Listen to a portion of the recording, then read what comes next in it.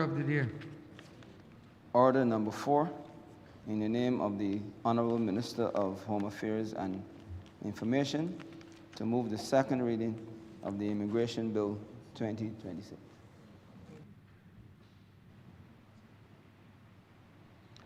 Honourable Member for St. Thomas. Mr. Speaker, I beg to move that order number 4 and number 5 be debated as a cognate debate. The question is that order number 4 and 5 be debated as a cognate debate, given the fact that they are inextricably linked. All those honourable members in favour, please say aye. Those against, please say no. We think the ayes have it. Orders number 4 and 5 will be debated as a cognate debate. Mr. Speaker, the Immigration Bill 2026 and the Barbados Citizenship Bill 2026 are before this House. And I want to say from the outset, sir, that as a result of the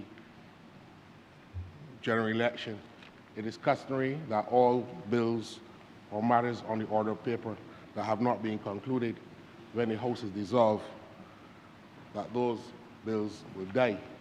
The bills before the House today are in identical terms as the Immigration Bill 2025 and the Barbados Citizenship Bill 2025 that have come back to this House without any changes or amendments. Mr. Speaker, you will recall that the House committed those bills to the Joint Select Committee on Governance. That committee met on a number of occasions, Mr. Speaker, and was able to take reports and comments from members of the general public as it related to the bills that were before the Standing Committee of Parliament. A number of institutions would have submitted reports, and stakeholders and members from the general public. However, the work of that committee ground to a halt on the dissolution of Parliament. The government is committed to bring back those bills, and that is what we are doing here today. Sir, Barbados stands at a critical juncture. We are at a crossroad period in which we have an aging population and we are not replenishing our population. For the first time in our history, we are witnessing a situation where our births are being outstripped by deaths. We have seen population decline. Fertility is in a sustained decline, and we have outward migration impacting upon the trajectory for population growth. And if this is left unchecked, Mr. Speaker, this shrinking and aging population, it would undermine the productivity that we have understood to be a Barbadian way of life, a standard of living that we have become accustomed to over many, many decades. This shrinking and aging population, Mr. Speaker, threatens to undermine long-term GDP growth, our capacity to fund our pensions, our capacity to be able to deliver on our social services, and also all the other services that the government provides. Mr. Speaker, if I may become even more graphic, when we look at the historical demographic trends for Barbados over the last 60, 70 years, in the 1940s, the statistics show that the population was 192,580. By 1960, that grew to 232,820. By 1970, the population of Barbados moved to 238,100. By 1980, it grew to 244,228. By 1990, it grew again to 260,491,000. At the turn of the century, in 2000, the Barbados population, Mr. Speaker, was 268,792. In 2010, 277,821 persons. But in 2021, we saw a decline for the first time from that growth from the 1940s. In 2021, the population dipped, sir, to 269,090 persons. It is evident, sir, that the population has shifted from a steady growth in the mid-20th century to a decline in the 21st century. This erosion of the productive population threatens the nation's competitiveness, Mr. Speaker. It limits our ability to attract investment and be able to make good on all of the things that we want to say attracts people to Barbados. Without urgent action, Mr. Speaker, these trends will continue, and it would undermine the country's output. We have growth targets set in the Barbados Economic Recovery and Transformation Program 2026. And the Honourable Member for Christchurch East Central in the budget a couple of weeks ago would have outlined the government's strategies in order to meet the target set out in BERT 2026. We have, as a government, therefore, committed ourselves to look at the system under which our immigration department is organized through the law and how people are able to gain citizenship and the other status that are set out in both the Immigration Act and the Barbados Citizenship Act. The bills before the Chamber today, sir, provides that legislative framework to strengthen the nation's competitive edge in the global marketplace, which is key, sir, in attracting valuable human capital, also attracting investment, which also can promote innovation by the use of the introduction of technology from people who come to set up businesses here, to make Barbados a place where they can establish businesses within this region. Barbados becomes a leader to attract investment of a kind and a nature in this era that other countries in the region and even in the wider hemisphere are not attracting. But these legislative reforms, Mr. Speaker, are intended to modernize our immigration system. And what you will see, particularly in our immigration legislation in the bill, sir, is that we have concretized our regional commitments that we have made through the revised Treaty of Chaguaramas and the arrangements to allow for the free movement of Caribbean people from some countries, and also aligns Barbados's economic relationships under the Economic Partnership Agreement with Europe. So you will see that these bills commit to an alignment of Barbados's regional integration and global engagement to reinforce our status as a responsible, forward-looking member of the international community. So I've set the context and the background. Barbados is experiencing a sustained and a well-documented population decline. The 2021 population and housing census confirms the demographic data. And if I may just say anecdotally, Mr. Speaker, on Monday I happened to be at the Holy Innocent Primary School in St. Thomas to do a presentation. And one thing that I left there with was the stark reality that in the reception class at that school, there are 2 students in that year group.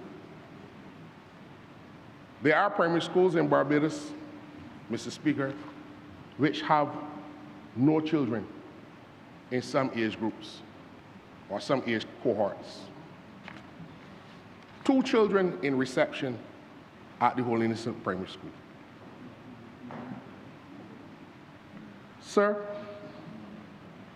the median age in Barbados rose from 37.3 in 2010 to 42.5 in 2021, while our population fell by 8,731 persons, reflecting both a rapid aging and overall contraction in the number of people.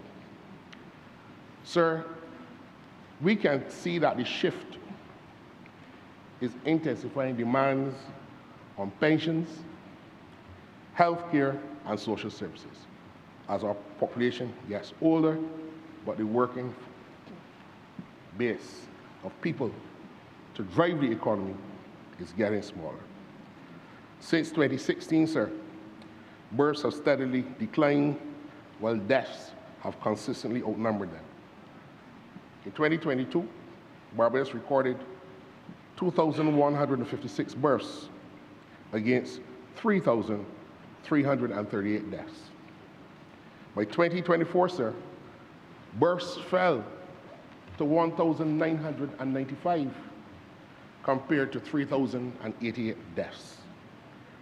So between 2021 and 2024, the total population of Barbados decreased from 269,090 to an estimated 263,476 people. As I said, this underscores an accelerating natural decline. So this shrinking and aging population, Mr. Speaker, has to be addressed.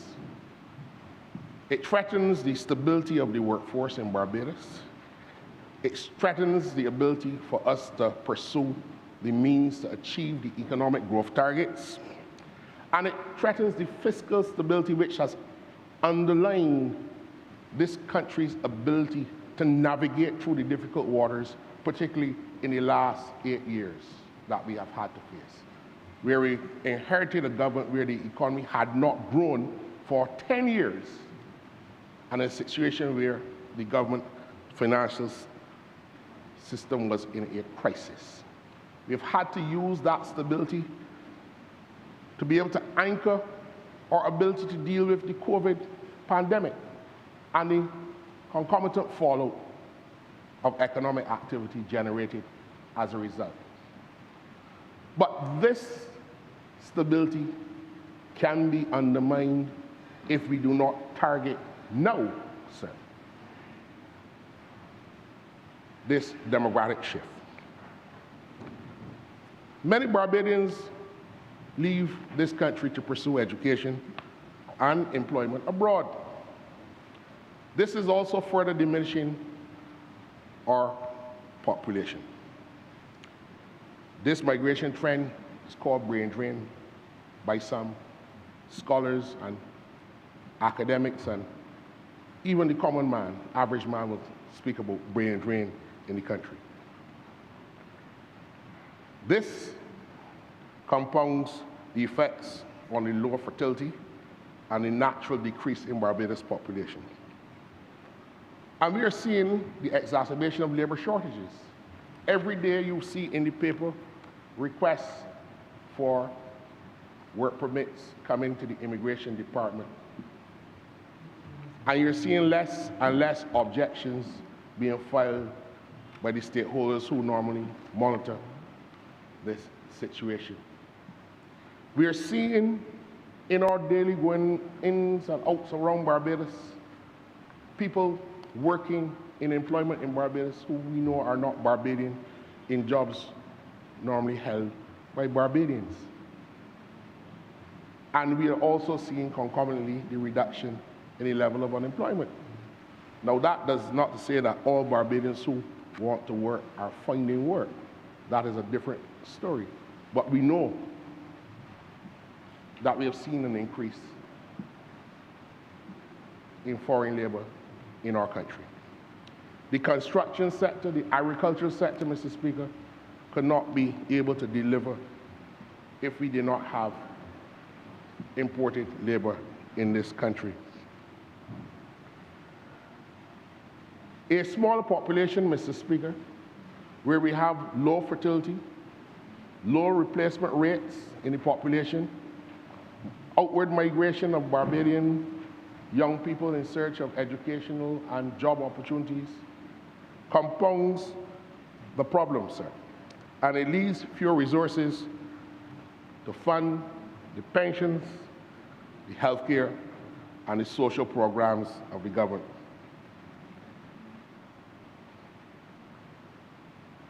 What is even more apparent, sir, is that these labor shortages slow down innovation and reduce the country's attractiveness to investors. The government, therefore, cannot leave the situation unchecked.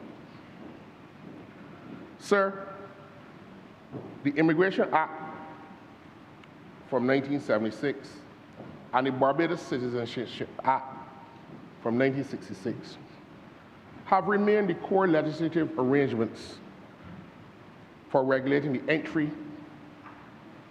into Barbados, for regulating the question of residence, the variation of stay, and more importantly, the acquisition of citizenship. And both of these pieces of legislation have had minor amendments over the years, but they have left significant gaps in our system, which limit Barbados' ability to address this demographic trend and also to remain competitive at the global level. Countries all over the world, sir, are leveraging a modern immigration system in order to deal with some of the challenges that I have outlined, sir.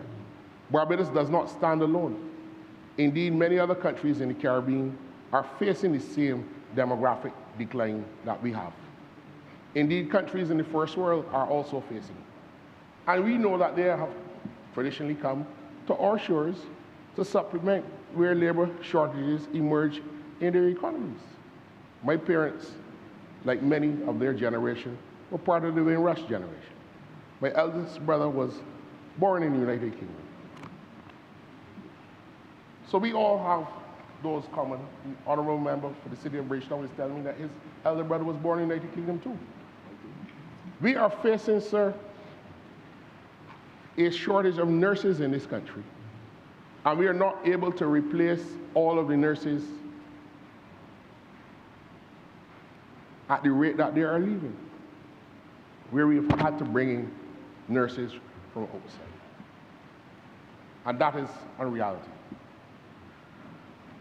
So if the population shortfalls and the demographics threatening our social and economic resilience, the legislation that we bring, sir, is designed to empower the Immigration Department to be now at the vanguard, at the forefront, to manage immigration effectively, to support the investment climate that we want to create in the country, to enhance Barbados' business competitiveness, and to uphold, most importantly, the integrity of the immigration system that the law has designed.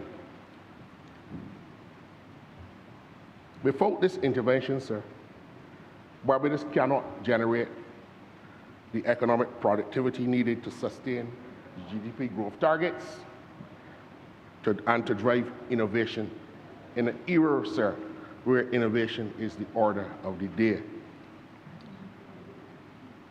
Sir, there is a demographic imbalance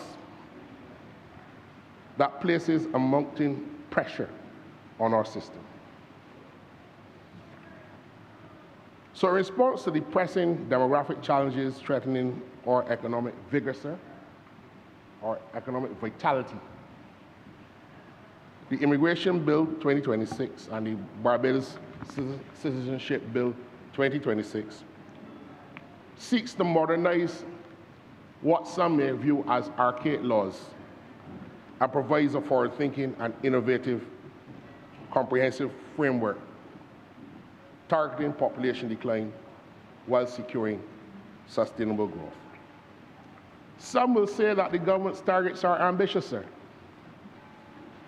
Some will say that we should try to increase the population naturally. But if we look at the current demographic trends, and if government were to design a suite of incentives to grow the population naturally, all of the research and information suggests that we are talking about a 30-year period to increase the population naturally. That puts in peril our economic survival in a difficult world that we live in. By expanding the pathways to citizenship and permanent residence for specific target groups, sir, including skilled workers, Barbadian descendants, and resourceful retirees, the Immigration Bill ensures that the nation attracts individuals who will contribute meaningfully to the economy and to the country. It removes, sir, outdated and restrictive provisions such as the immigrant status. The new bill does not provide for the status of immigrant. You're either a citizen of Barbados, a permanent resident, or a person who has the permission to reside or to reside and work in Barbados.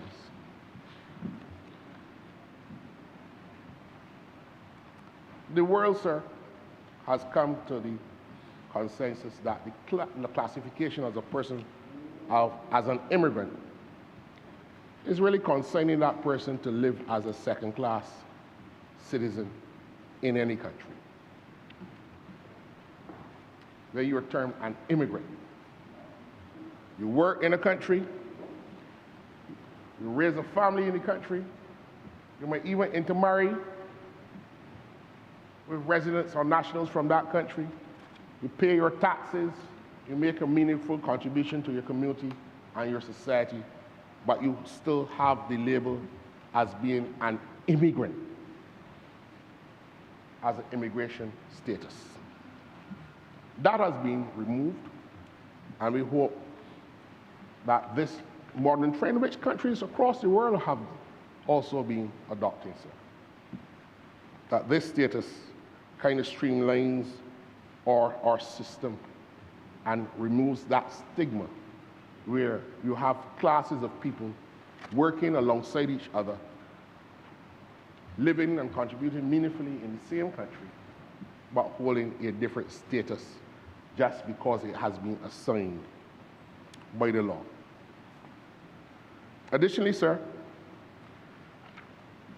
this legislation aligns with the CARICOM free movement agreements that we have signed.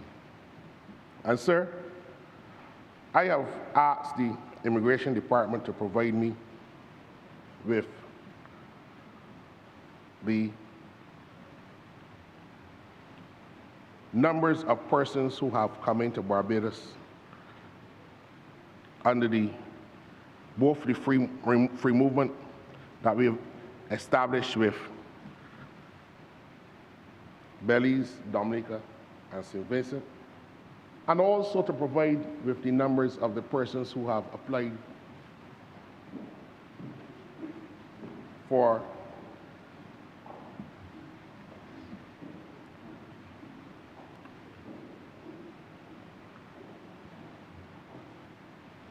the Welcome Stamp program that was started in the year 2000. But sir, let me go first to the full free movement statistics that have been provided by the Immigration Department for the benefit of the House. Sir, since this arrangement was started on the 1st of October 2025, some 378 people from Belize have entered Barbados. Some 3,828 people from Dominica have come, and some 10,552 from St. Vincent have come. An overall total of 14,758. Now, these are not people who are necessarily coming here to live or coming here permanently, but these are people who have been able to move freely within the arrangement established by these 4 Caribbean countries. Barbadians are also moving freely within these Caribbean countries as well. It shows that we are not necessarily being overwhelmed, as some persons may have given the impression that we were about to be flooded with hundreds and hundreds and hundreds of thousands of people. But the movement of Caribbean people, sir, is a desired goal of this government. It has been a desired goal of the Barbados Labour Party from its inception 88 years ago, because we are part of one Caribbean people. And we understand that our history and our destiny are inextricably linked as one Caribbean people. Sir, under the regime for the welcome stamp, some 7,342 people have applied for Barbados welcome stamp status since the inception of that program. At the height of the program during COVID, sir, there was 1,437 individuals and 720 family members in 2020. In 2021, 668 individuals accompanied by 433 family members. In 2022, there was 562 individuals applying for welcome stamp and 337 family members. In 2023, 517 individuals, 274 family members. 2024, 480 applications for welcome stamp status, 242 family members. 2025, 447 individuals and 253 family members. So far for the year, sir, 105 individuals have applied for welcome stamp status and 53 family members have accompanied them. This initiative, sir, was designed during the COVID period to address and regularize a situation that the country has benefited from. And it underscores the continued attractiveness of people who are working in their home countries but can do that work remotely in Barbados, but live in Barbados while in reality and ostensibly working in their home countries. This is the level of flexibility and ingenuity and innovation that is necessary for this country to be able to sustain domestic demand in our economy. Because we have long understood that there's a certain level of domestic activity, the GDP, that is generated by domestic activity, that must be maintained at a level to sustain the quality and the standard of living of Barbadians. This legislation concretizes that framework. And we also have introduced the administrative arrangement that exists now into law, which is the flexible category of reside or reside and work as an immigration status to address workforce gaps with efficiency and responsiveness, fostering economic ties that attracts and retains talent without an unnecessary red tape delay in meeting the current immigration criteria to become an immigrant or to become a citizen of Barbados.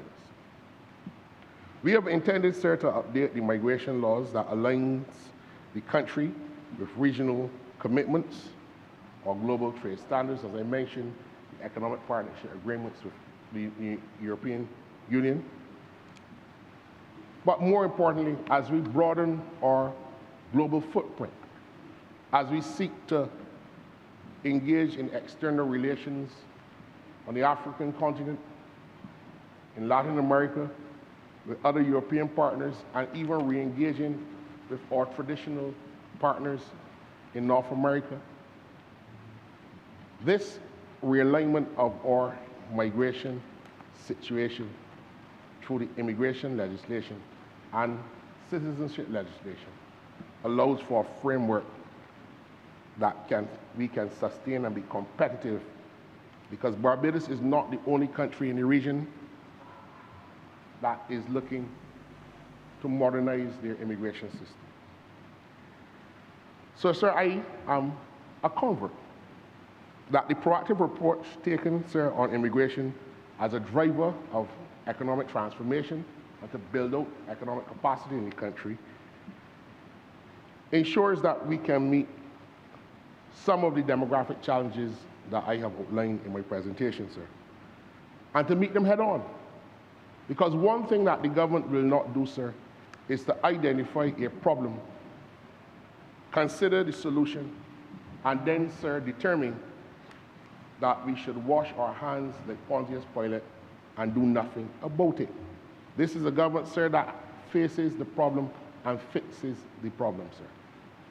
As I said, it will be nigh impossible for us to address these demographic challenges by natural increases in the population. So therefore, we have to use a modernized system of migration into the country and to be able to woo high-skilled talent, innovation, and entrepreneurial activity into Barbados. Sir, I would want to go to some of the key provisions under the immigration bill.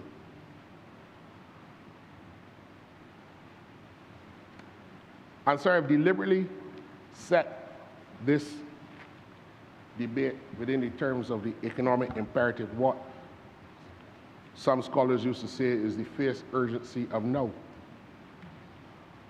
Because this is not being designed for any political or nefarious reasons that some commentators or critics on the other side might want to ascribe to the legislation, as was bandied about in some spaces last year. The population, sir, is declining. It is not being replenished. People are living longer.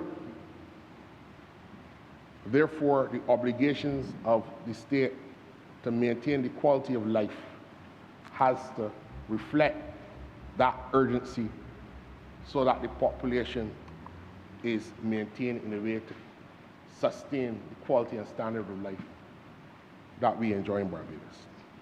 It is not an easy problem to fix, but certainly we must therefore move now to modernize our legislative frameworks to ensure that our children who remain on these lands are not saddled with a burden of dealing with all of us, while there is fewer and fewer of them.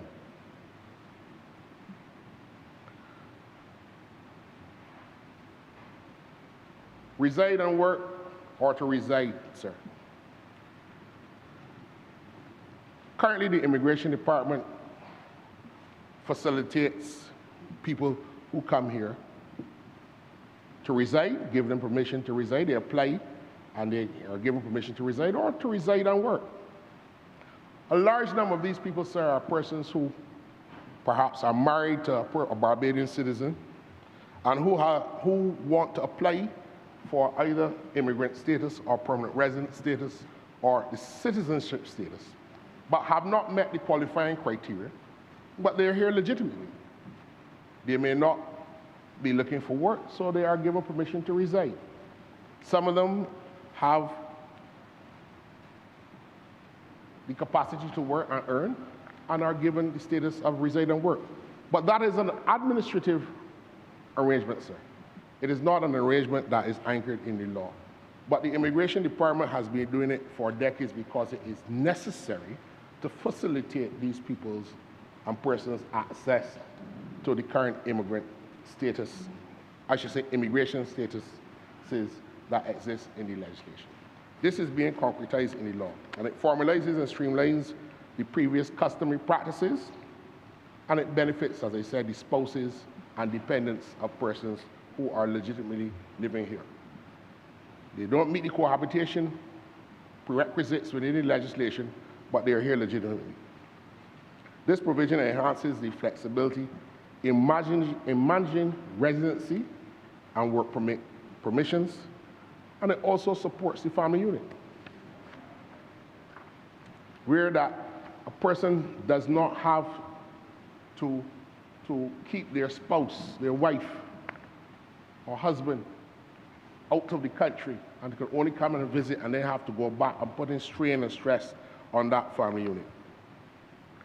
So the immigration bill expands the eligibility for permanent residents to include the spouses of Barbadian citizens, retirees with adequate financial means, and their dependents. We cannot continue to scoff at the possibility that people who have means that want to come legitimately and live out the rest of their lives in Barbados may have dependents that are attached to them for sustenance and for means of supporting their livelihoods, and create an artificial distinction where we can want them to come and invest in Barbados, but those that depend on them cannot. This provision will encourage long-term residence among economically and self-sufficient individuals who contribute to the social fabric in Barbados and economic stability.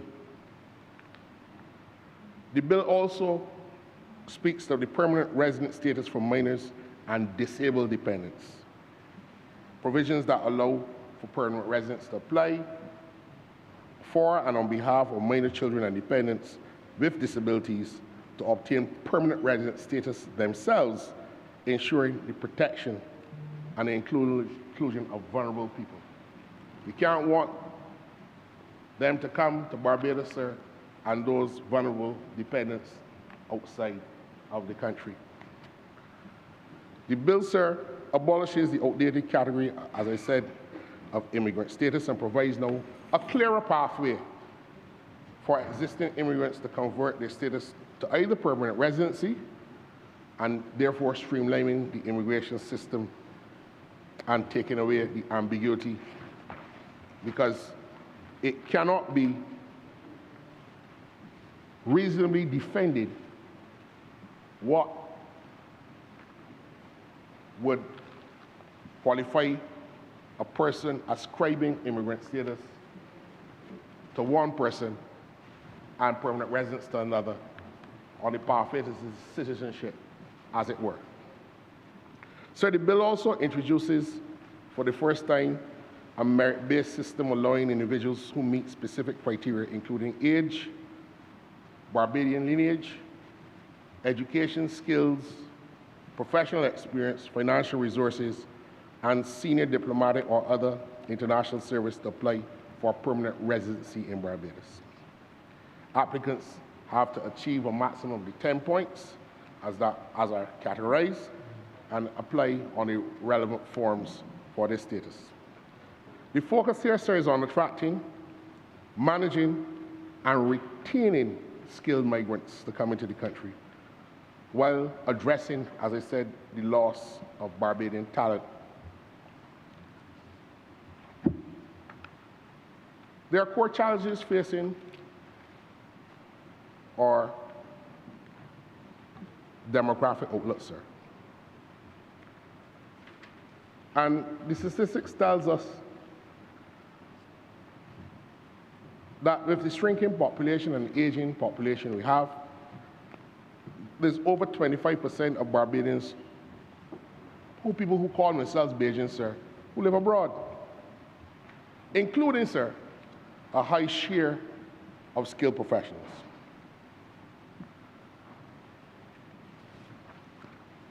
These shortages constrain our investment, productivity, and diversification of the economy.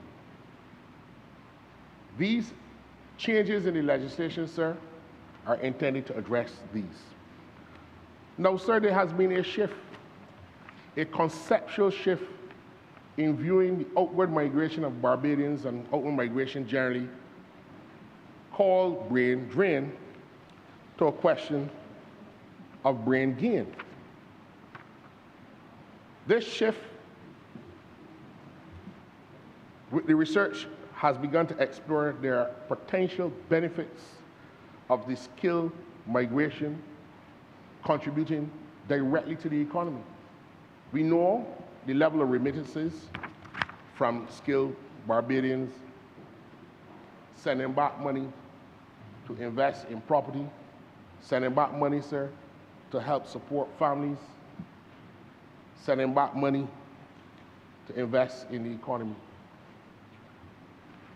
Return migration, when these people go and study and come back, we now have to develop, sir, the frameworks where we get into that system and build it out.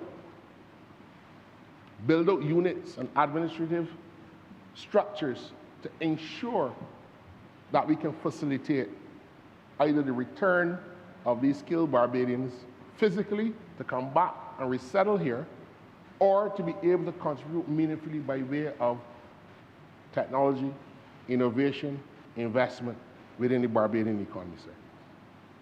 Creating business networks where possible. And the incentives, sir, to facilitate that investment. I remember years ago, Mr. Speaker, being part of a delegation led by the former member of St. Joseph when he was the Minister of International Business. It was in the year 2005 when the Young Barbados Professional Society of New York was established. It was chartered. And then that initiative, I still suspect that it is still in existence.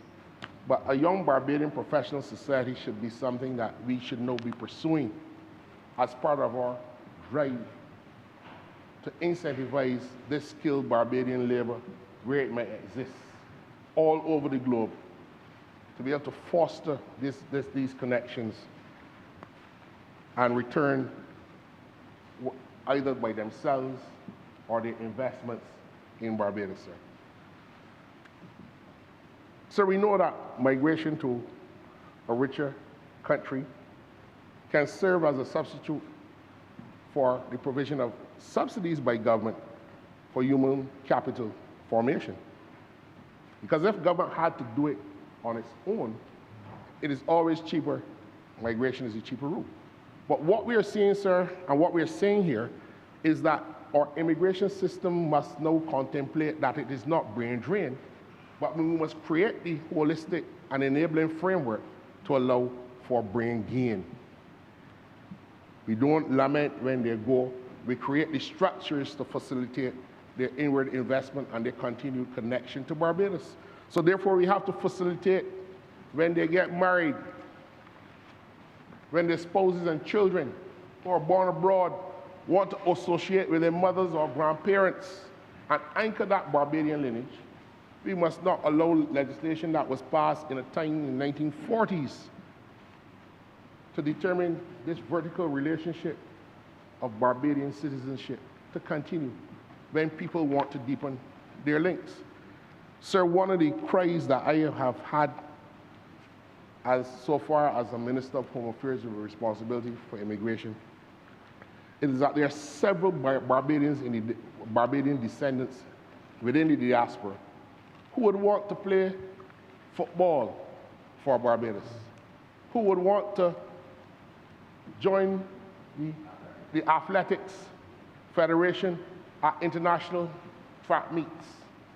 Who would want to play other sports for Barbados? There is a young lady who has requested, who has pleaded, she plays a sport called grappling. It's a wrestling sport, and competes and wins medals all over the world internationally in Great Britain, but desperately wants to wear the Barbadian flag at all international competitions that she competes in. And certainly I know the Football Association will be grateful for that greater pool of talent, because they come back and compete in CONCACAF and all of the confederations around the region and these competitions, and they complain that they are being beaten not by people who live in Aruba or people who live in Dominica, but by the descendants of those citizens, those countries' citizens, third and fourth generations. They get the passport and they come and play, qualify. We need to do the same, sir. And there is no reason why a grandchild of a Barbadian who wants to associate with their grandparents' country of birth, to wear the stamp of a Bajan with pride, because there are some intrinsic values that that grandparent would have taught them that has not left them throughout their lives. And they want to associate with the country of birth and the infant nurture of their grandparents and their forebears, sir. That is something that we have to grapple with, and that is what this legislation, sir, is intended to do, to anchor that relationship, to anchor that lineage. Because one never knows when the family is going to pack up and come back here, or want to come and settle here or invest here. And that is what we need now to facilitate. That is what this legislation is intended to do, sir. So the evidence of international best practices have showed what are the effects on the receiving countries when skilled immigrants are facilitated within an economy. So they complement the skill set of the domestic workers. They complement the improved use of technology. They increase productivity, innovation, and grow businesses. And the evidence suggests, sir, that they do not significantly depress wages across the board. And that is what the information shows. Sir, the CARICOM single market and economy has 13 categories of skilled workers. And since the CSME has been in place for the last 21 years, we have not seen a concomitant decline in wages in the sectors in which those persons qualify to come to the country. That is a fact. Since October 1st, 2025, we have given people from Barbados, Barbados has given people from Belize, Dominica, St. Vincent, and the Grenadines the right to live, work, and access healthcare and education without the requirement for permits. We have not seen a depression of the wages in Barbados as a result of that movement either. We are deepening our arrangements with countries like Ghana.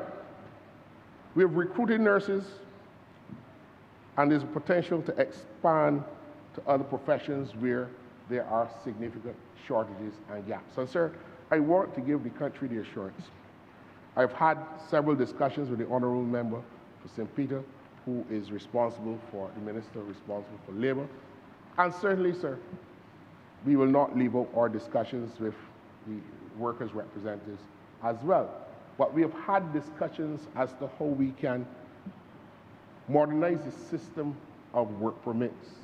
We are looking at models and best practices from other countries to indicate how we can develop a system where You just can't say, well, we have a shortage, put it in the paper, and if somebody happen to see it or happen not to see it, that is the information that determines whether the work permit is granted.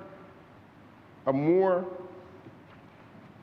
streamlined system, a more innovative system, a more responsive system where you can make these applications online and where a real-time database provides the information to allow the assessments to be done by the Immigration Department is the desire of the government, sir. We are linking with the African diaspora and African countries as part of a broader framework for African Caribbean economic exchanges, trade and skills and cooperation. We have to respond to this. Sir, I want to turn to the key provisions under the Barbados Citizenship Bill.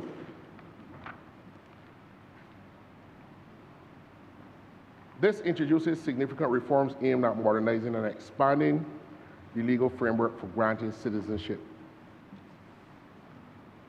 As I said, as a means to support our national development drives in a changing global environment, sir.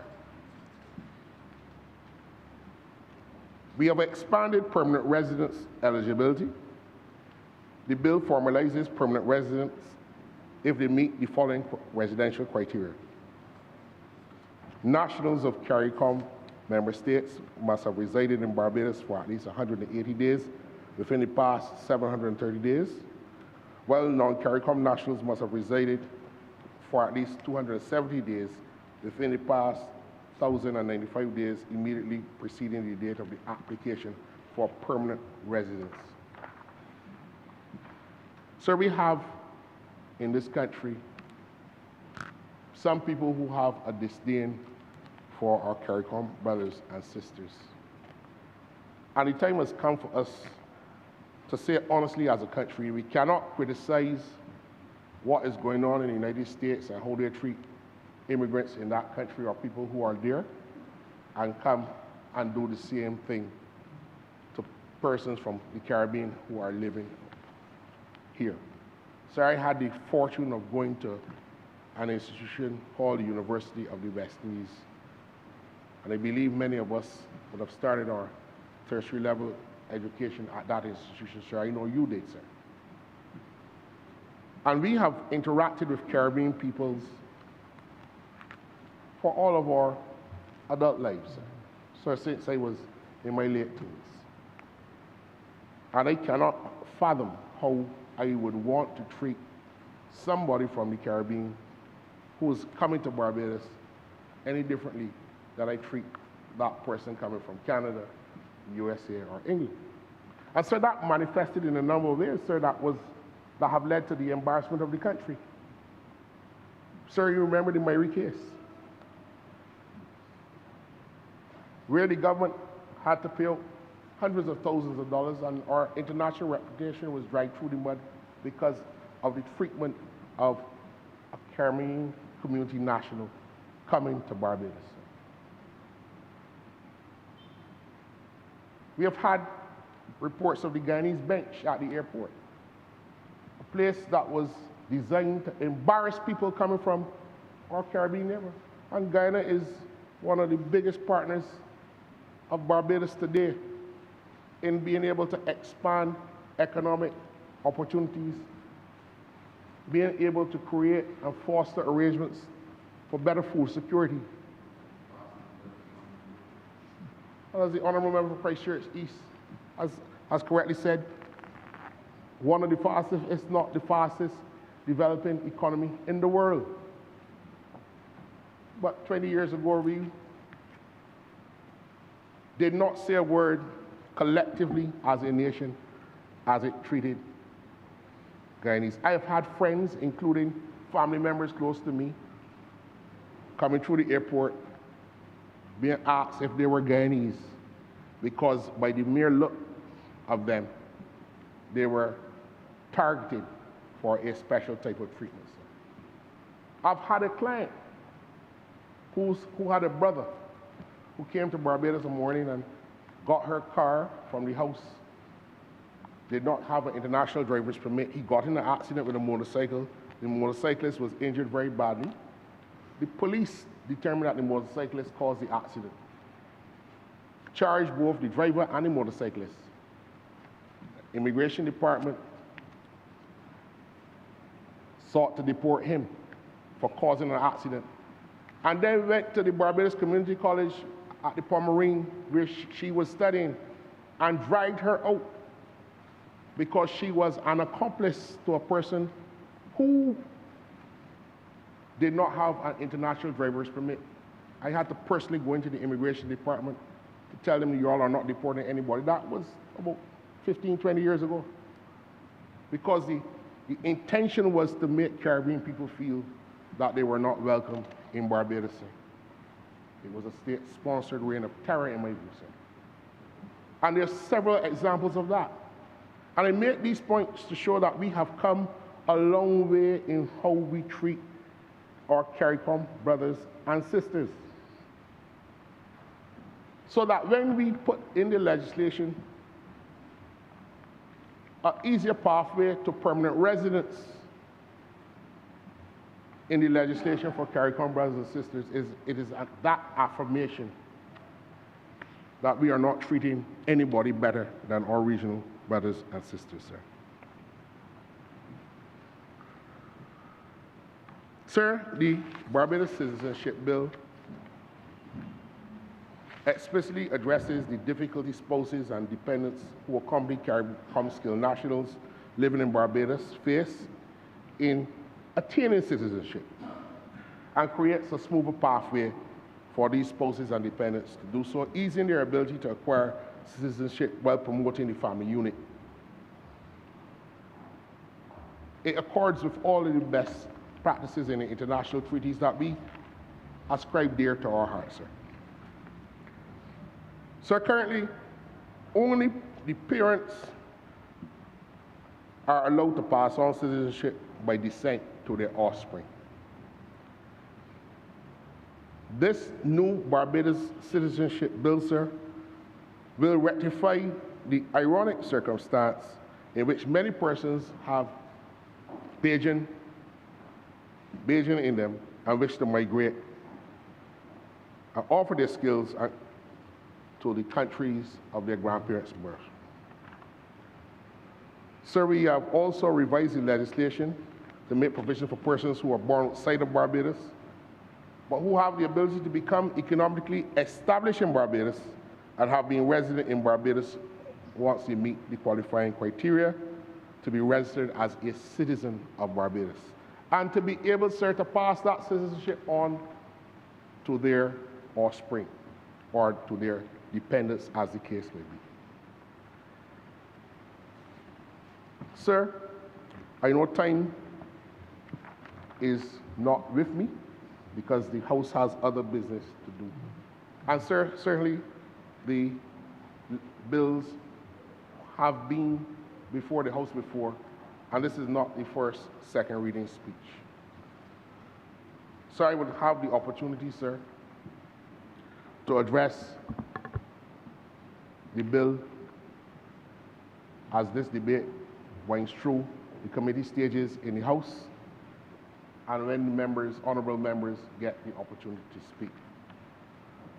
I will, in due course, sir, speak to the other provisions for the bill and how administratively the Immigration Department intends to manage this system, or this new system of immigration that is so important or vitally important to the country. Sir, the Immigration Bill 2026 and the Barbados Citizenship Bill 2026 are strategic demographic and economic legislative frameworks intended to address and replenish the aging and shrinking population of Barbados, and also to modernize the immigration system using international best practices to determine a definitive method to ensure that Barbados can attract highly skilled talent. Barbados can retain some of the highly skilled talent that leaves, and even when that talent leaves, sir, that we can attract them back to Barbados, whether in person or in kind. Sir,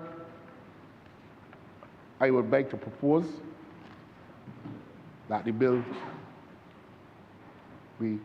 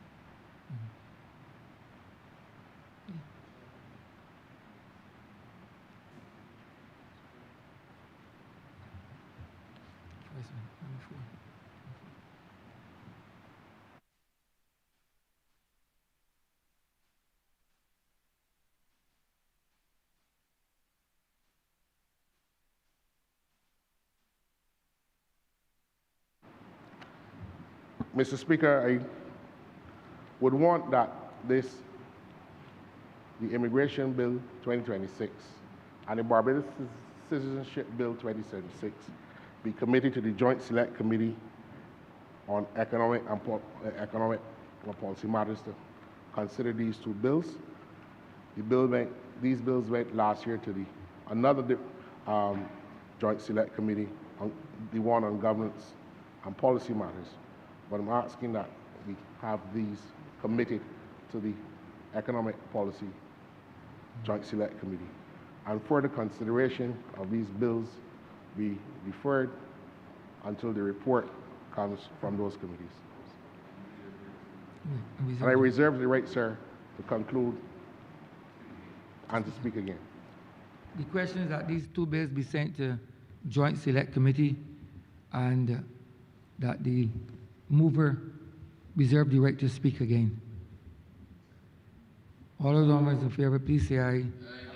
Those against, please say no. Meeting the ayes have it. The aforementioned bills will be therefore sent to Joint Select Committee, and the mover of the bill reserve the right to speak again.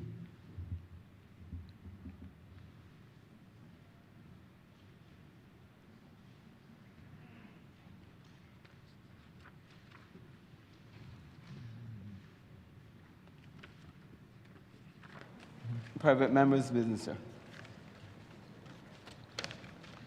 Honourable Member Singh. Don't move forward. Order number 1, in the name of the member for St. George North, to move the passing of a resolution that the Honourable the House of Assembly A, supports the establishment of a national portable benefits framework through the National Insurance Social Security Service that ensures that Social Security follows the worker and not the job. B, calls for the development and implementation of the supporting administrative, technological, and enforcement measures necessary to ensure that the framework is effective, equitable, and accessible. And B, commits Barbados in its 5th year as a republic to affirming that portable benefits constitute an act of nation building and a people-centered investment in fairness, resilience, and social stability, so that no worker is rendered invisible and no worker is left behind. All members St. George North. Thank you, Mr. Speaker. Mr. Speaker and honorable members in this chamber, I am pleased to rise today to address a matter that I regard as being of profound national importance. The resolution that was laid before this honorable chamber on portable social security benefits, in many respects, it speaks to the modernization of our social security system. And I would hope that this resolution, as it is debated, would not be observed merely as policy or policy proposal, but that it would be seen and observed as a call for action, a necessary evolution, Mr. Speaker, an expression of our commitment to every worker in this country. It is being presented in this chamber at a time where the very foundations of the social security system are under strain and are being challenged by a rapidly changing world of work. Increasing numbers of Barbadians are earning their livelihoods not by being employed with a single employer in a formal arrangement, but they're earning their livelihoods through short-term contracts, through subcontracting arrangements, through freelancing, through digital platforms and other non-standard forms of work. Perhaps it might be important for clarification at this time for me to elaborate on what non-standard forms of work include. I mentioned some, but according to the International Labor Organization, where we take our guidance from for labor matters, non-standard forms of work are, it is sometimes called diverse forms of work. It includes temporary employment, such as fixed-term contracts or seasonal work. It includes part-time or on-call work, and on-call work is a phenomenon that we are observing creeping into Barbados, where people don't have hours. You're simply just on call all the time. So whenever an employer wants you, you are at their beck and call. I see some honorable members in this chamber identifying with the concept of on-call work. It also includes temporary agency work and other multi-party employment relationships. In other words, you work here for a few hours or today and work somewhere else for another few hours or in the next day and so on. It includes disguised employment relationships where workers are treated as independent employers or self-employed or independent contractors. But we know, according to our Employment Rights Act and the definitions contained therein, that they are not independent contractors, but they are in fact engaged on the employment of or contracts of service, but is being disguised as if they are self-employed. And of course, there is home-based work and digital platform work. Non-standard workers, therefore, based on the examples and the definitions mentioned, it is not difficult to understand that they often face lower wages, more uncertain conditions of work, higher insecurity, limited and often no access to Social Security, and greater difficulty exercising their labor rights. And I say greater difficulty because, Mr. Speaker, even in formal arrangements, people experience difficulty. And I'm sure the honorable member for St. Peter will be able to identify with this difficulty expressing their rights to labor representation.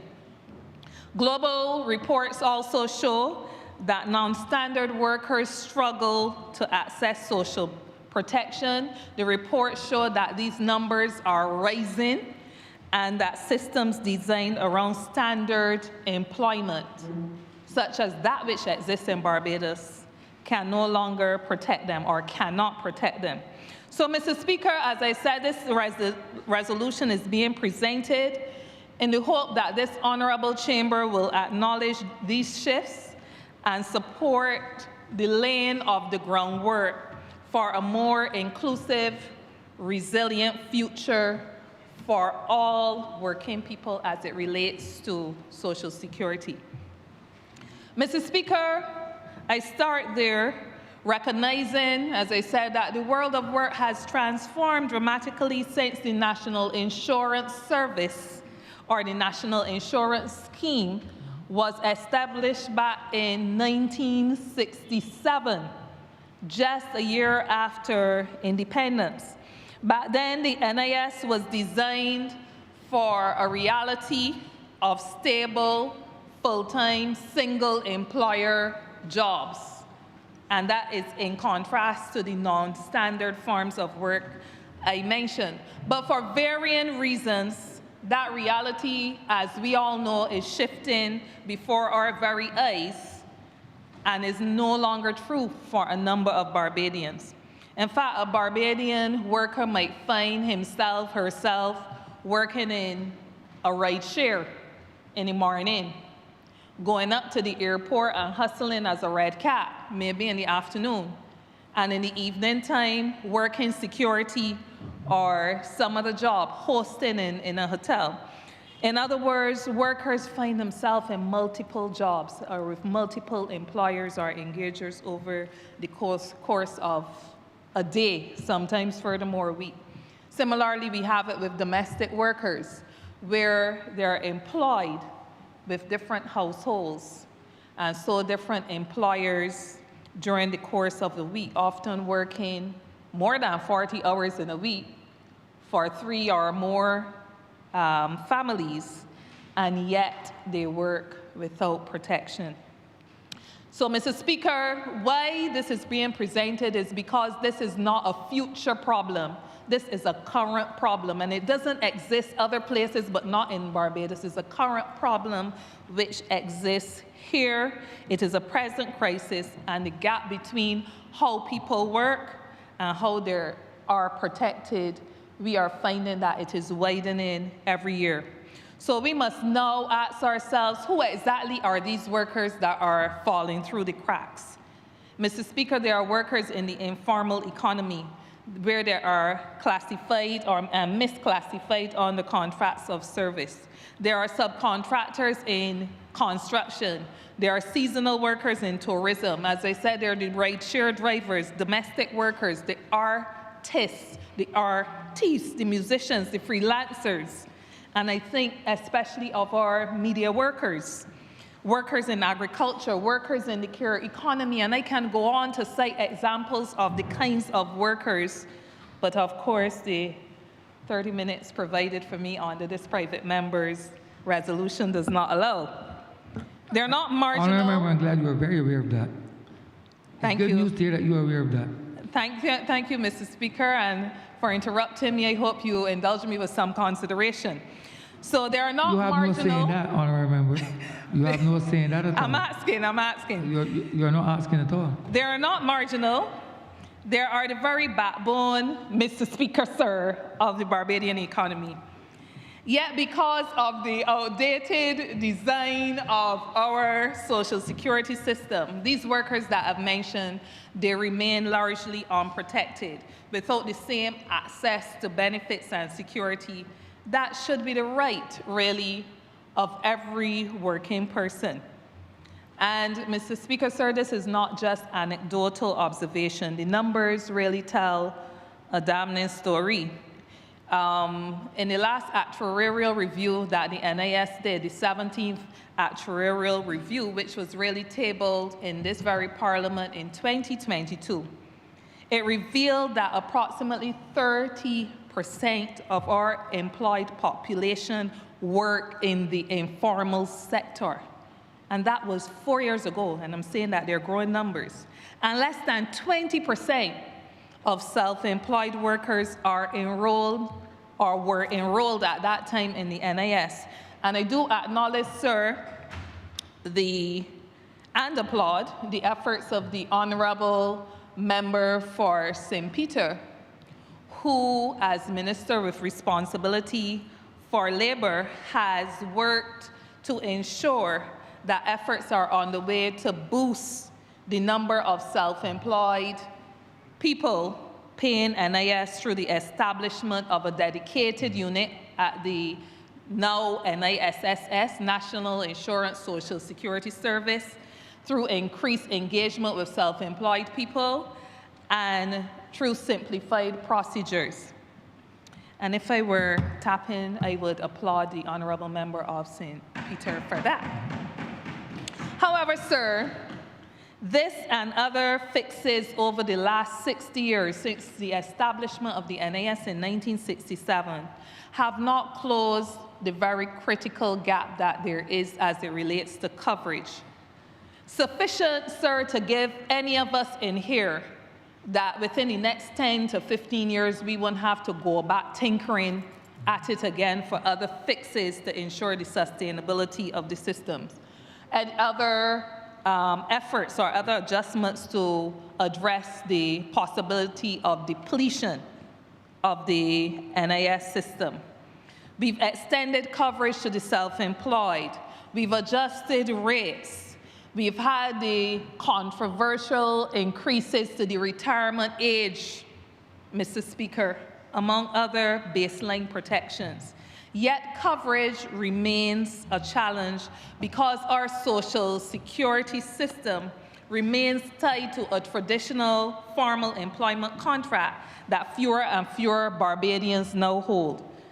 This resolution, therefore, proposes a fundamental shift so that the work now truly begins here with a core principle that changes everything. So let me now turn your attention to that core principle, which I believe can truly transform our system. The principle that Social Security must follow the worker and not the job. Social Security must follow the worker and not the employer. Under this reform, every Barbadian worker will be able to accumulate benefits on their own, in their own name, in a portable account. Every engager of labor, whether an employer, a platform, or an agency, must contribute to the duration of every engagement. The duration of every engagement so that Social Security entitlements stay with the worker and belongs to them irrespective of where or how they work. So no more hiding behind the scenes of formal employment contracts to evade social protection, Honourable Member for St. Peter. This is the fundamental shift that this resolution calls for. Mr. Speaker, under this fundamental shift, this House is being asked to make 3 clear commitments. Firstly, we must commit to the establishment of a framework for national portable Social Security benefits through the NISSS, ensuring that every worker has access to Social Security that follows them irrespective of where they work or how they are engaged. Secondly, we must affirm the principle that portable benefits are acts of nation building. There are people-centered investment in fairness and social stability. And thirdly, we must affirm the principle that portable benefits, we must build, the necessary infrastructure, including robust tracking and effective enforcement measures. This is about making a declaration in our 5th year as a republic that we are committed to protecting all of our people. Another act of such demonstration. Mr. Speaker, this must not be seen as a niche reform because it will extend protection to the entire workforce. I want us to consider for a moment the young man, as I said, that could be working 3 part-time jobs, none of which contribute to NIS. This resolution ensures that every hour he works can count toward his future. I want us to think of the single mother that is piecing together income from cleaning, from catering, from sales, whether it's online sales or sales in the store, but with no safety net. This resolution ensures that contributions and protection follow her. I also want us to consider the older worker who, after 30 years in a job, let's say in construction, finds his pension contributions woefully inadequate to the extent that he has to appeal to the board of the NISSS for some non-contributory pension support, or to the welfare system for aid. This resolution ensures that no Barbadian who reaches retirement should be discovering after decades of work that those decades of work counted for nothing. This is about ensuring that every Barbadian worker is seen, valued, and protected. But of course, Mr. Speaker, this is considered against the context and against the recommendation too, that we will strengthen the enforcement of our social security system to make sure that those even in formal employment who should be doing it don't fall, and I'm talking about employers, don't fall between the cracks and continue to disadvantage employers who actually are compliant. And I think of a few who come to the top of mind, Mr. Speaker, that I can mention, even within this honorable chamber. But this being the season of May Day, it might be more appropriate for me to talk about the infras and KFCs of this world on Friday. Widening the contribution base must be seen as the most sustainable path to NIS solvency. So, Mr. Speaker, I know that there are some who will ask about costs, but I would rather us not see this as a cost, but as an investment.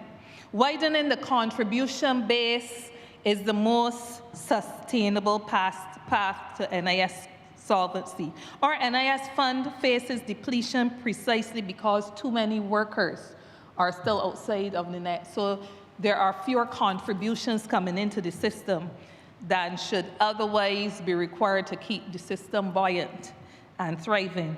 Bringing non-standard workers into mandatory coverage, Mr. Speaker, expands that contribution base, leading to greater fund sustainability and better pensions and more secure pensions for all of us. It also levels the playing field, as I said, removing the competitive disadvantage that compliant employers actually face. Included in our Barbados ILO Decent Work Country program, it states that expanding Social Security coverage will directly reduce exclusion and increase net contribution rates, and that is an objective that we should be pursuing diligently. Portable benefits must therefore not be seen as a burden on our economy, but as an investment. And Mr. Speaker, I want to encourage us that Barbados is not alone in stepping out in this direction should we agree today, as I hope we would, and when this debate concludes, to pursue this course of action. We see it in the EU, the European Union's Platform Work Directive, in France's auto entrepreneur regime, in Singapore's mandatory contributions for self-employed workers. We see it also in New Zealand. But you will notice that in that list, I didn't make any mention of the Nordic countries, but they're even way ahead of what we are trying to introduce today, because in Nordic countries, you don't get Social Security being linked to any employer contributions at all. So Social Security as a matter of right once you are a resident working in the country, not even a citizen in the country. So I think for us to go there, it will mean that we will be committing government to providing Social Security rather than what I think is a fundamental principle that is worth following through on, even if we vary according to what I'm presenting, where employers or engagers of work have the responsibility and shoulder the responsibility alongside government and the individual for ensuring that workers have social security benefits. Barbados, however, like most Commonwealth systems, ties security to employment contributions, and this creates gaps for all of those workers that I mentioned are in non-standard forms. But the Nordic model shows that when benefits are not tied to the employer, workers never fall through the cracks, which is exactly the problem that the portable benefits is trying to address, not under that solution, but by introducing benefits that follow the worker. So while Barbados will not be a pioneer in an experiment, I think what this Parliament would be doing, should we pass this resolution, but more so move towards the implementation of a portable social security benefit system, would be taking yet another step toward our commitment of worker enfranchisement. But more so, we will be joining those in best practice across the globe toward offering worker-centered social protection that makes the difference to the worker, to the system, to the country. Now let us consider what implementation of a framework would look like. This resolution, sir, is calling not for immediate action, as in roll out tomorrow, but is asking for a practical phase and enforceable framework. It isn't asking for a blank check, because we recognize, for instance, that we will need a modern digital infrastructure that's able to track contributions in real time. We will need clear rules for remittances that are easy to understand by all workers and all engagers. And we will need enforcement, as I said, with real teeth to ensure compliance. And of course, a robust public education campaign would also be vital to ensure that every Barbadian worker understands the changes and every employer also understands the changes, and each person, irrespective of where they are in the labor market, will know their rights and understand their obligations. This is how we build a system that works for everyone. But Mr. Speaker, I know that some, including those who will be the most direct beneficiaries of the portable benefits that we are talking about, will have some concerns. And I can hear many of the rebuttals that will be coming now, and I hope that we will be able to address these directly, because these rebuttals are all too familiar. Mr. Speaker, I cast my mind back to when we were introducing the minimum wage. We had people, something that is good for workers at the bottom, and we had people finding all kinds of reasons to rubbish an implementation that has made such a difference to many workers in this country, and that will make an even greater difference when we are able to translate that minimum wage into an actual living wage. So I expect that some will likely argue it is going to be a burden on small businesses. They will argue that contributions will increase costs. But the real burden is the current free-for-all that we have, where compliant employers are carrying the burden for those who are not compliant and those who are not in the system. Portable benefits supported by effective enforcement across the board will level the playing field. This is not burden, Mr. Speaker, this is compliance. The burden is in carrying a system where people think they can get a free ride. I can also hear some arguments, Mr. Speaker. This is an added burden on workers at a time when every single dollar counts, cost of living high, every dollar counts. But I would like to suggest to workers who will have that view that they're already paying the highest price. They pay it when they get sick and have to be at home with no income coming in. They pay it when they get injured and they don't have any protection. They pay it when they reach old age and realize that they have nothing to fall back on except the discretion of a system, whether it is the NIS or whether it is the welfare system. So that is the real expense, and they pay alone. Portable benefits does not add a burden. They end the burden of workers carrying every crisis on their own. They make employers contribute. They make platforms contribute. They make the system that uses the workers' labor finally share in the responsibility. So, Mr. Speaker, let us make it clear. This is not an added cost. This is the end of the worker paying the full costs or for misfortune or mishap out of their own pockets. Some will say gig workers and younger workers and talent workers prefer the flexibility, as if that protection will undermine flexibility or freedom. Flexibility and freedom, or flexibility and protection, do not have to be enemies. Portable benefit seeks to preserve both. With flexibility without protection is insecurity, but flexibility with protection is dignity being brought to the worker. I can hear some still that will say the NISSS is not ready for this. They will argue that we should wait. But simply, Mr. Speaker, I say that readiness is not something we wait for. It is something that we should build towards and work towards. If we wait for perfection and if we work for perfect readiness, we can very well find ourselves waiting forever. Some will say that we need consultation. We need more consultation. They will argue that acting now, as they argued when we were introducing the minimum wage, is premature. But consultation is often used as a lullaby, Mr. Speaker, that puts many of us in this country to sleep while we are waiting for real change to happen. At some point, cries for consultation must be recognized for what they are. But yes, consultation will certainly be required so far as it relates to the discussions on how we will implement the system and the public education that will be required for the new provisions and requirements of the system to be understood and rolled out. I know too that some might say that this is too radical.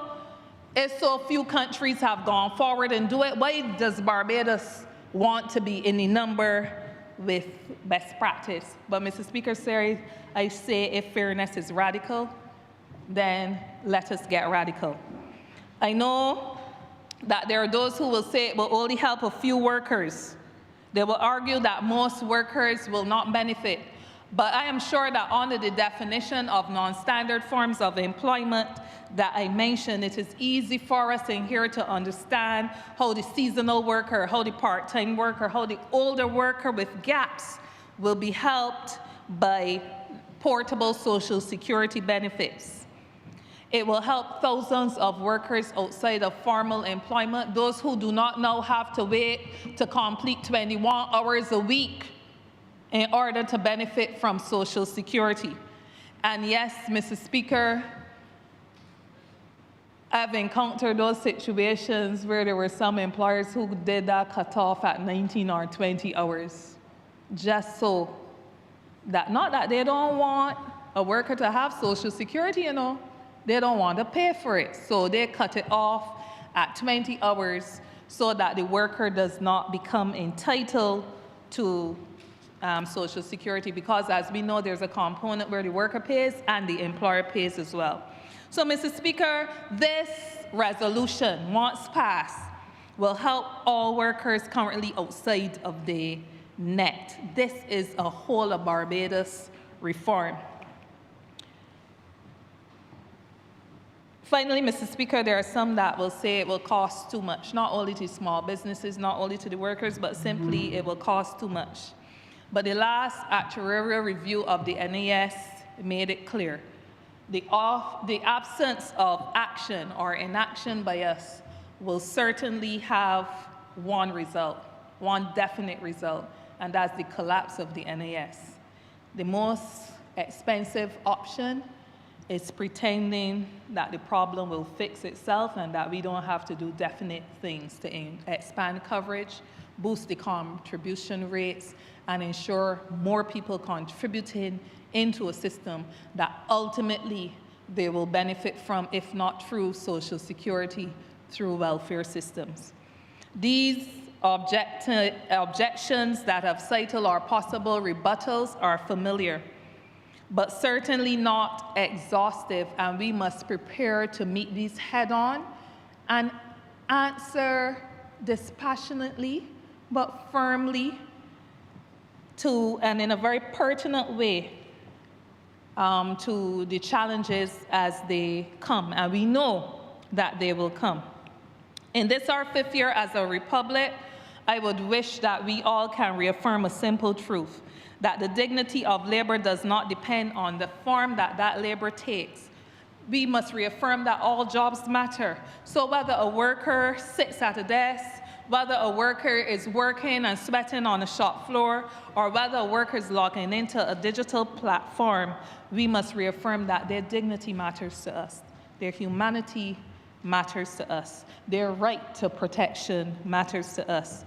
So this resolution, in my view, represents our next great declaration that the social contract applies to every worker.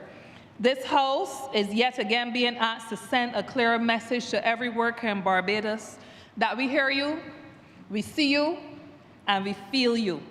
And what a tremendous time to do so as we are in the worker season, the season of May Day, where we celebrate workers and their contributions to this country. In 1967, we built and we introduced the NIS as an act of nation building, declaring that independence meant security for all. In 2021, when we became a republic, we declared that sovereignty belongs to the people. Now in 2026, this resolution is asking this Parliament of Barbados to make a 3rd declaration that every worker belongs to the social contract. So that, Mr. Speaker, this is not simply a policy.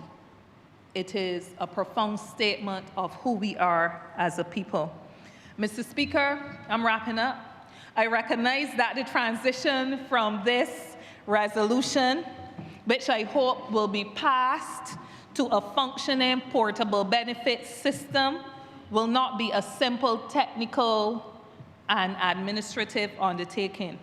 It will require some further modernization of the NISSS's digital infrastructure to handle micro-transactions. Currently, NIS functions on a monthly basis and so on, but we may want to see real-time digital transactions online. It may involve recalibrating actuarial models to accommodate fractional accruals among other technical work that will need to be done. I'm not the expert in detailing these things, Mr. Speaker. I am just one who recognizes the framework that is needed and presenting it before this honorable chamber. So apart from the legislative work that would need to be undertaken, very importantly, Mr. Speaker, to facilitate the implementation of a portable Social Security benefit system, I propose that a tripartite technical implementation committee should be established to oversee the design and technical rollout of the benefits framework, portable benefits framework, and that this work should be chaired preferably by an independent technical expert, such as a senior actuary. I propose further that this committee's work should be undertaken over the next 3 months to ensure that the system can be in place, supported by the necessary legislation for rollout, as a 5th Republic anniversary gift to this country and to its workers before November 30th, 2026. As I close, Mr. Speaker, definitely closing now, this resolution as presented does not prescribe every detail. Perhaps if I had more time, I could. But it sets out the direction. It signals our commitment. It signals the beginning of the work. I therefore invite every honorable member in this chamber to join me in signaling to working people in Barbados and to their families that this parliament sees them, that this parliament values them, and this parliament is prepared to continue all necessary work in the interest of modernizing the systems that safeguard their well-being. Mr. Speaker, I am obliged, and I beg that this resolution do now pass. I beg the second, and I reserve the right to speak again. Honourable Member for St. Peter. Thank you very much, Mr. Speaker. And allow me to begin by thanking the honourable member for St. George North for bringing this resolution to this honourable chamber. Before I get into the meat of it, I think it appropriate, just a couple of days before May Day, to indicate to this chamber, through you, Mr. Speaker, and to indicate to the country a couple of things. One, much, if not all, of the social progress that this country has experienced, as a matter of fact, that the countries of the Caribbean have experienced over the past 80 to 90 years, has been a result of the advocacy, sometimes the agitation of workers' organizations, trade unions, and other workers' groupings. That is something that we have to acknowledge, even as a political party. Political parties acknowledge it, and the Barbados Labour Party has no difficulty in acknowledging that, because it was the founder of the Barbados Labour Party who recognized that workers needed not just the mass-based political institution, but they also needed a dedicated workers-focused institution, birthed short of 85 years ago, the Barbados Workers' Union. And so it is entirely appropriate that the honourable member for St. George North, who is also the General Secretary of the Barbados Workers' Union, would bring this resolution to this honourable chamber. As a matter of fact, something that I realize that is not widely known is that within the structure of the Barbados Workers' Union is built in an understanding that its General Secretary and some of its other senior officers ought to serve at the legislative level, bringing resolutions like these, promoting the interests of workers within this chamber and within the other place.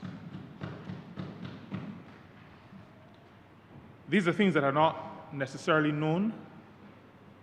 There are some people who are surprised that the union's structure almost requires that if one of their leaders is engaged in political activity, meaning running for a seat, that the union has a responsibility to support from its funds. This General Secretary did not take those funds, but it is built into the structure of the union. So there's an understanding that in policy development, there is a role for the Barbados Workers' Union and its leadership beyond agitating from the outside. There is the understanding built into the structure that the union leads in policy making from this place as well, from within political parties as well. And there are many, quite a lot of them in the, well, I almost said not the now defunct, but it's not defunct, but I'm referring to the Democratic Labour Party. The matter of protection is one that we as a party have championed from 1938. It is something that our leader then championed from 1937 as an associate and the legal representative for the now Right Excellent Clement Payne. And from that time, the Barbados Labour Party has been very clear that protection of workers is critical to development. And I've used the term over the past couple of years, protection and production. That actually came out of a conversation I had with the Honourable Member for St. Michael South Central. And protection and production, as I say, are two sides of the same coin. We cannot have production and therefore productivity and therefore economic development if those who are the drivers of development are not protected. We do it for machinery. We cover down machinery. We service machinery. We do all kinds of things for inanimate objects. Workers who are human beings deserve not similar protection, deserve greater protection because of their humanity. They are people. They are human beings. Now, there are a number of areas of non-standard work mentioned in the resolution, and a couple of them jump out at me, and I think the Honourable Member for St. George North would know why. I'm going to mention the one I have written first, I'm going to mention it second. The first one I want to mention, though, is construction. I became aware of some of the nasty is not parliamentary. I'm trying to find a word that means the same thing and sounds the same way. Unsavory, that sounds like food. Dirty, unethical, and any other words that mean similar. I've been aware of those practices long before I came to this place. I worked in the tourism industry, and because of being involved in management, often had to be responsible for infrastructural work, renovations, building. And I can tell you, Mr. Speaker, and I've said it in this place before, but I'm going to say it again today, that I saw a decent company, a company that treated its workers as human beings, treated them as employees because they were, deducted national insurance and paid it over to the national insurance scheme, and also paid its own portion. I saw that company go out of business. The other company, which was not as nice, is still in business. Somebody just said, still doing the same thing. I know you didn't hear that, Mr. Speaker, because you don't hear asides. We cannot continue in this country to talk about decent development, inclusive growth. We cannot continue in this country to talk about that and allow the bad employers to win. And I've said in this honorable chamber before, those of us who sit here, particularly as ministers, have a responsibility to ensure that those organizations that treat their employees or those who work with and for them in a less than desirable manner, we have a responsibility to make sure that they do not benefit from public funds.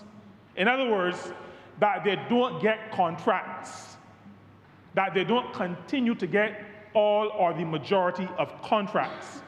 And I'm appealing particularly to those ministries, and I'm saying it publicly. This is something I should say in cabinet, but I'm saying this publicly because of the strength of my feeling on the matter. Those with responsibility for both infrastructural ministries and productive sector ministries, particularly, must ensure that neither they nor the technical leaders in their ministries allow the bad people to win. And that's as much as I will say on that at this time. The other area outside of tourism is what the Honourable Member for St. George North referred to as gig work, and she also used the term platform work.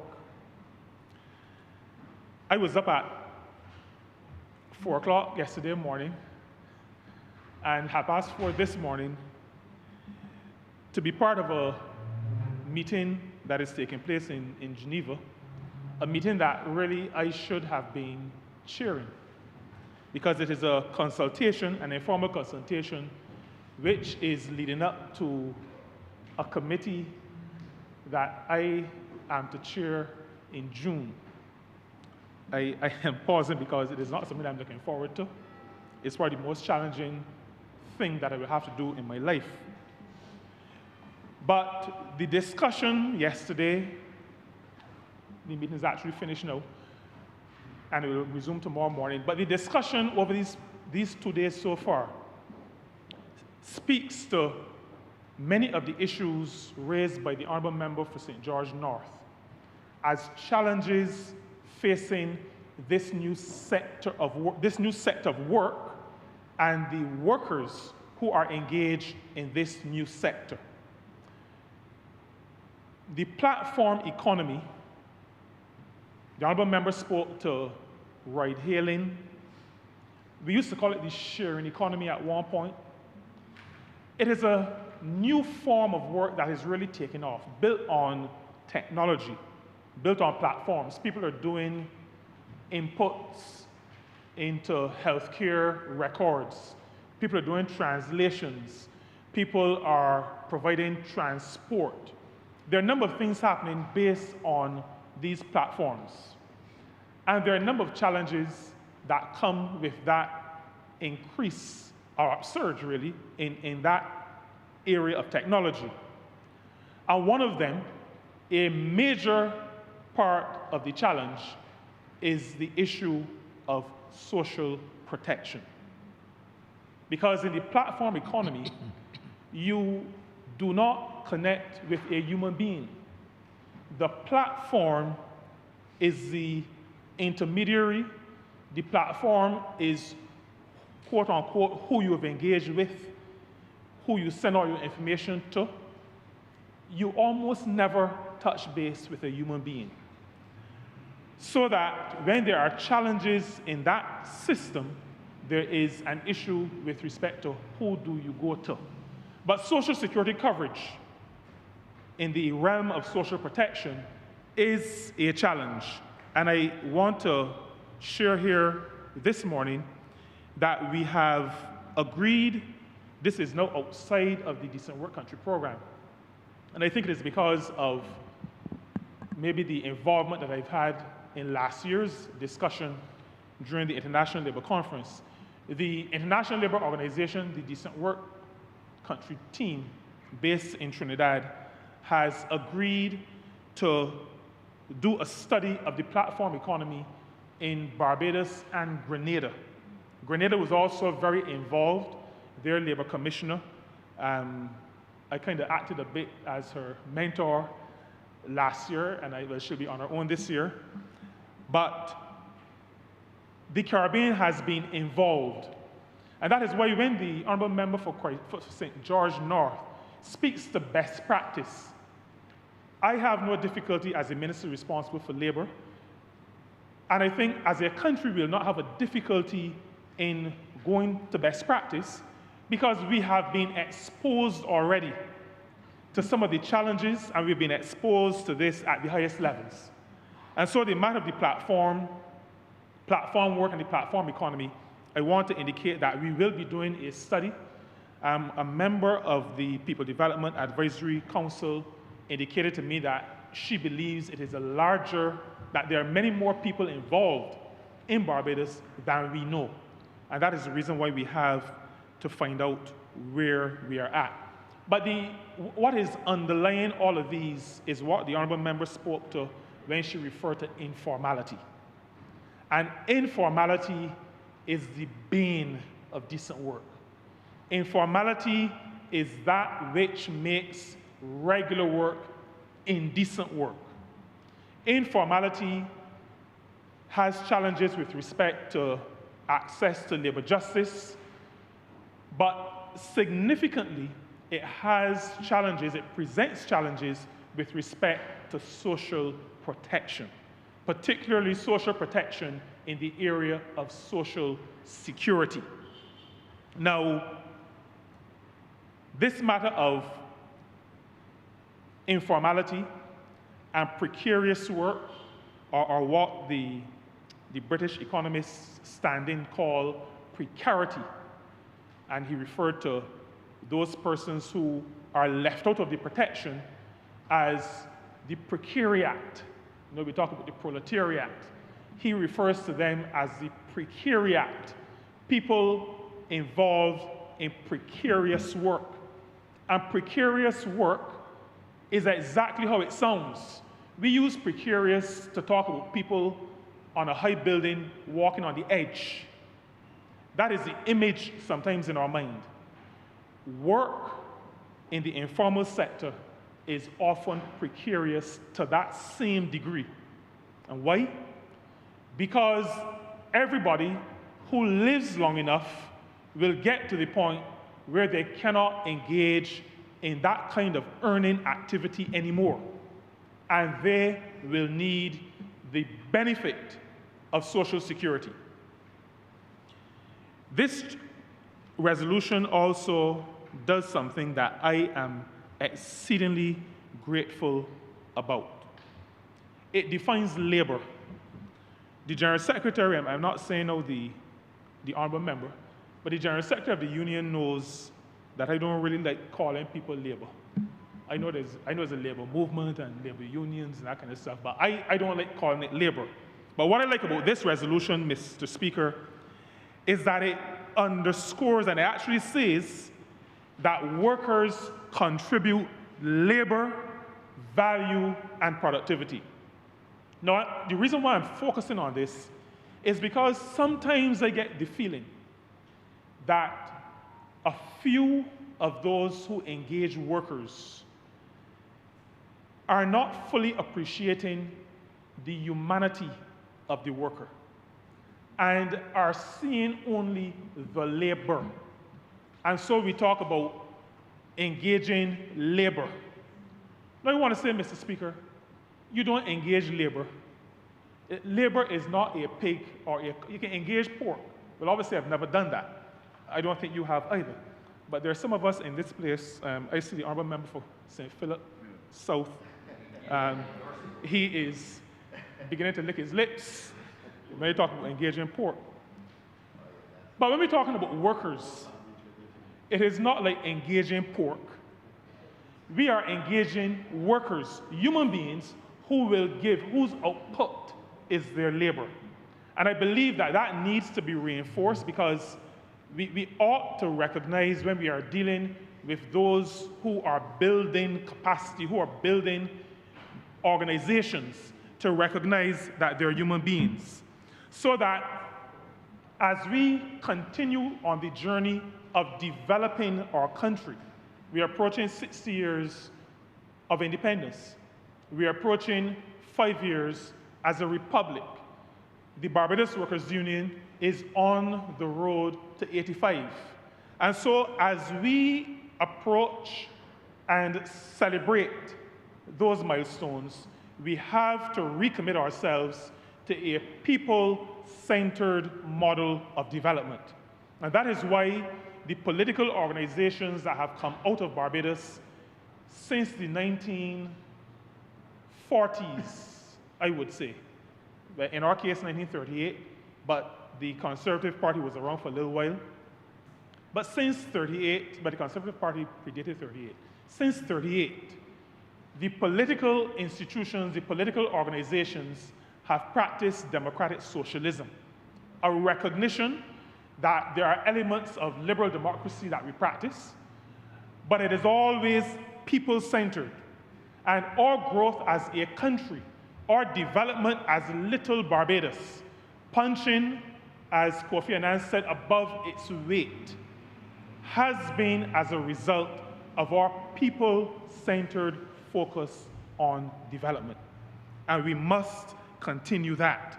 The human element must always be present. And so, organizations that seek to take shortcuts with respect to ensuring that those who work contribute to the social security system, we have to make sure that that becomes a thing of the past. And the Honourable Member for St. George North is correct. We have started to do some work.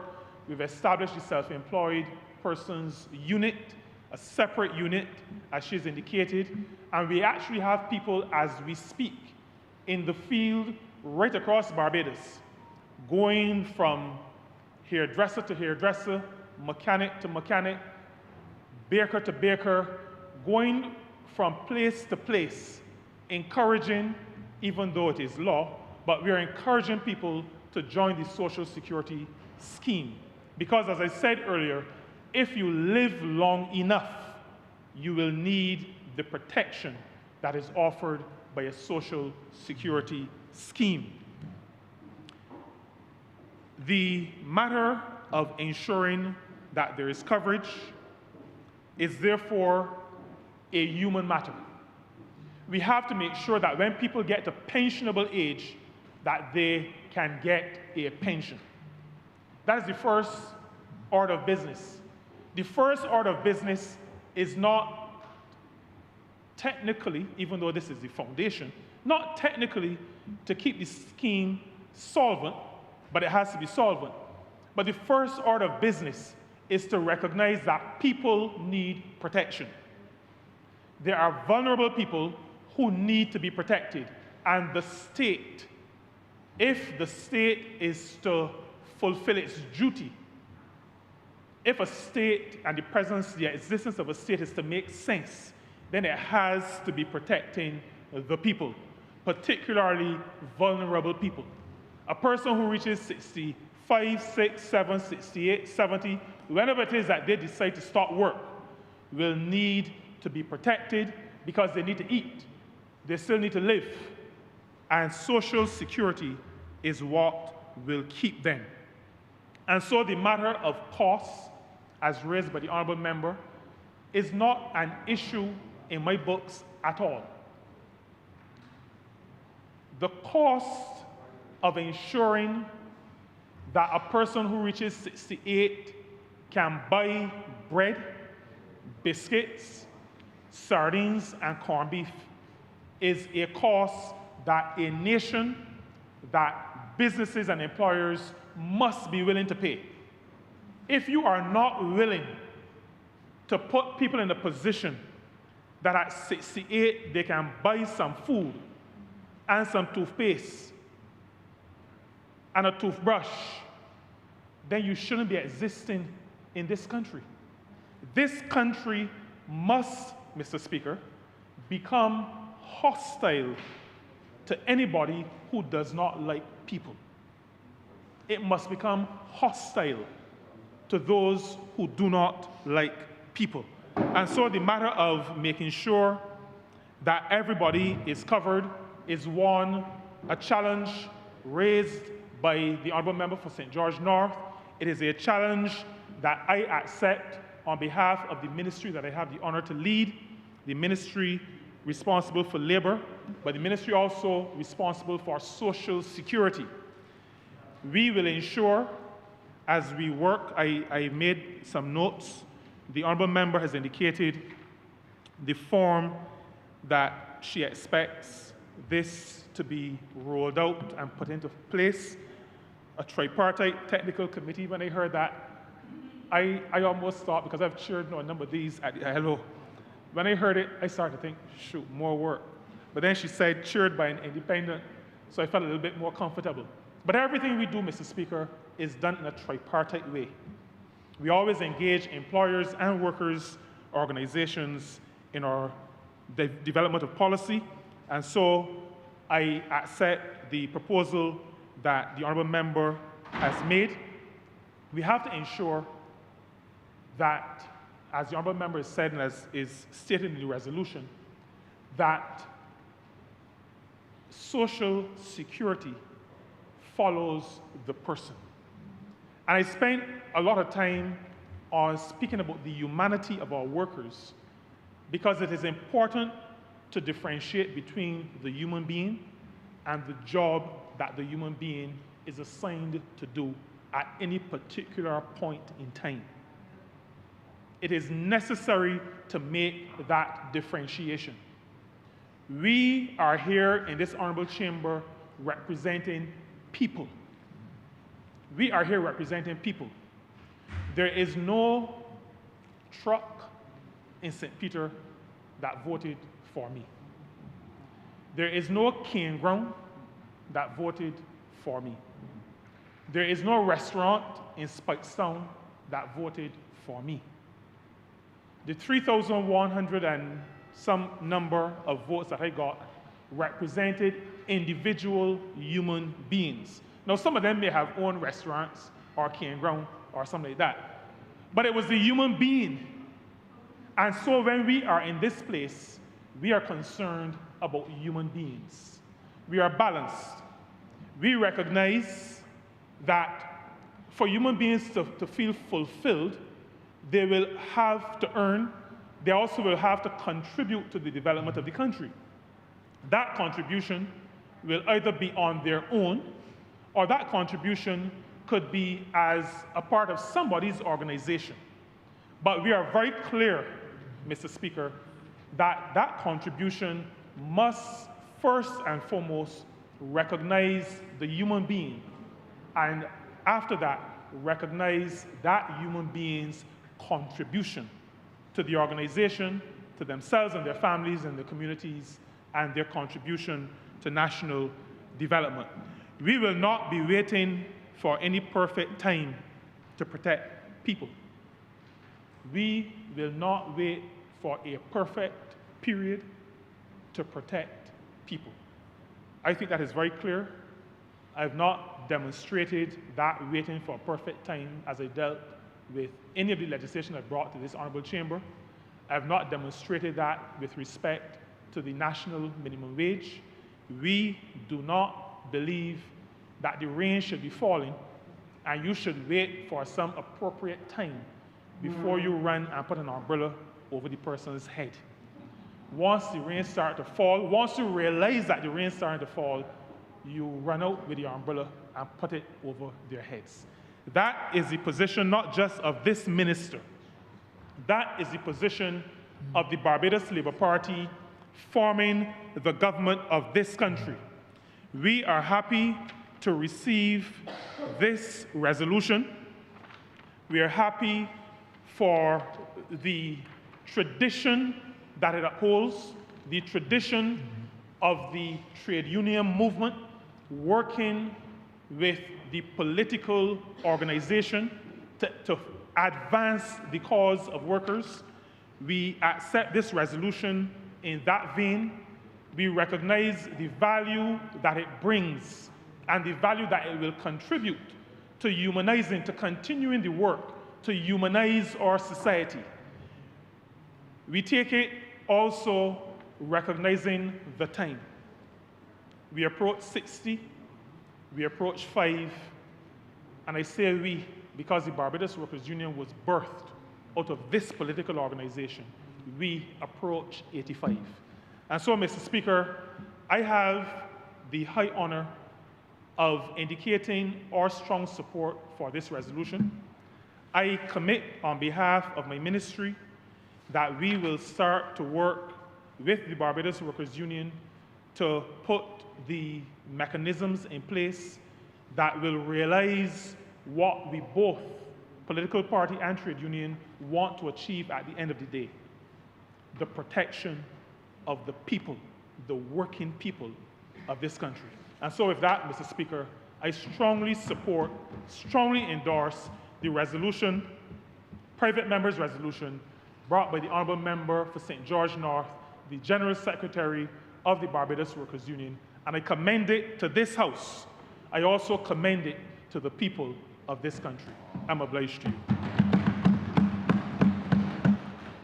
Honourable Member for Christchurch East.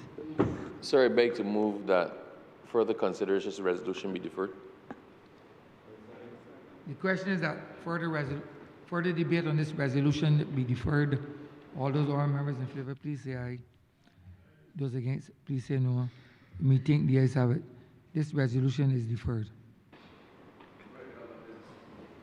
Honourable Member for Christchurch East. Sir, with that, we've come to the end of the business for today. I beg to move that this House be adjourned until the 8th of May.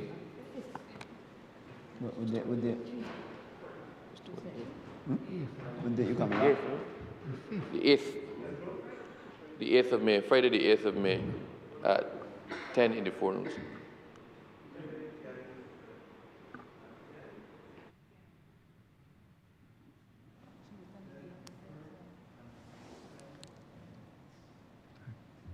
I beg to move the suspension of the chamber for 10 minutes, sir.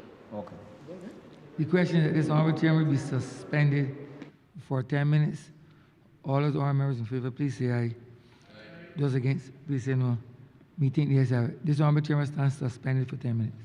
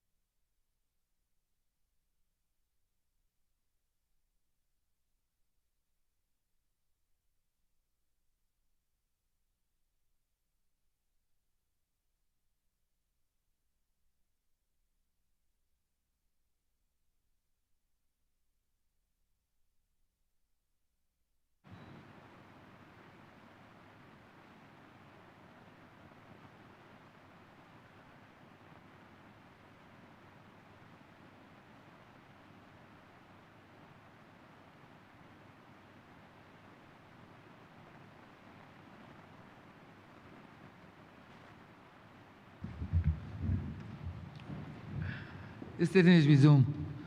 Honourable Member for Christchurch East. Sir, I beg to move the suspension of the chamber until 1:40 p.m. The question is that this honourable chamber be suspended until 1:40 p.m. All those honourable members in favour, please say aye. Those against, please say no. Me think the ayes have it. This chamber stands suspended until 1:40 p.m.